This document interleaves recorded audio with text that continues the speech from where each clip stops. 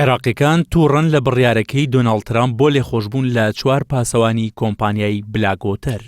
ڕۆژی چوارشەممە دۆناڵد ترامپ سەرۆکی ئەمریکا بڕیاری لێخۆشبوونی بۆ 4 پاسەوانی کۆمپانیای بلاکوۆتەر دەرکرد. کۆمپانیاکە ناوبانگی خراپە و ئەو بڕیاری کە ترامپ دەری کردووە سەبارەت بە کۆمپانیاکە نادەپەروەرانەیە و لە دژی هەموو عێراقیەکانە. ئەو کۆمپانیای 17 وڵاتی عێراقی کوشت. ئامادەبوونیان بۆ کوشتنی عێراقیەکانە نەک پاراستنی.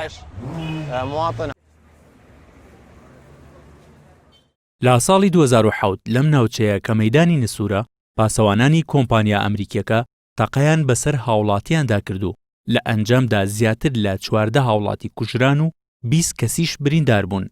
بەشێک لە شارەزایانی مافی مرۆڤیش دەڵێن ئەو بڕیارە ڕێزنەگرتنە لە مافەکانی مرۆڤ و سەرپێچیکردنە لە مافەکانی مرۆڤ و یاسا نێودەوڵەتیەکان. خوێنی عێراقیەکان هەرزان نییە.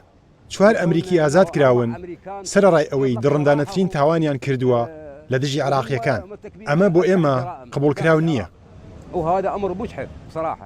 ئەو کاتە لە دوای تەقەکردنەکە حکوومەتی عێراق ڕایگەیاند مۆڵەتی کارکردنی کۆمپانیای بلاکوۆتەر نوێ ناکەنەوە.